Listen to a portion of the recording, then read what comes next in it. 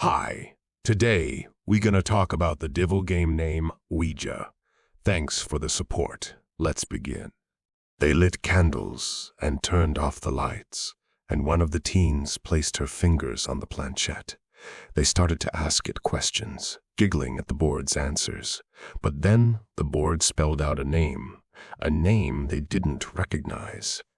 It was a name that would change their lives forever. Suddenly, the room was filled with an ominous energy. The candles flickered and died, and the air grew cold. They could hear whispers and laughter that seemed to come from nowhere. The board started to move on its own, spelling out words that made no sense. At first, the teens thought it was just one of them playing a prank. But then the board spelled out a chilling message. I am here. I am watching. I will possess you all. The teens tried to stop playing, but they couldn't. The board seemed to have a life of its own, and it wouldn't let them go. They were trapped, alone with whatever had been unleashed by the Ouija board. One by one, the teens started to experience terrifying encounters with the supernatural. They would see shadows moving in the corners of their eyes, hear whispers in their ears, and feel a cold breath on the back of their necks. They knew that they were being watched, that something malevolent was following them. The entity reveled in their fear, taunting them with its unearthly voice. It whispered secrets they thought were hidden, spoke of things they had never told anyone, and then it began to possess them one by one.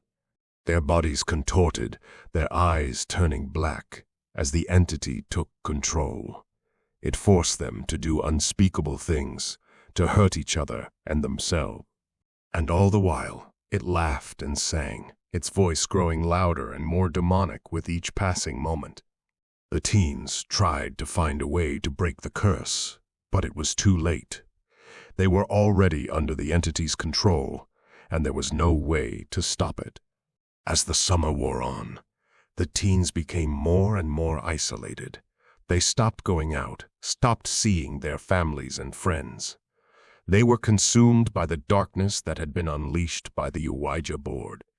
In the end, only one of them was left alive.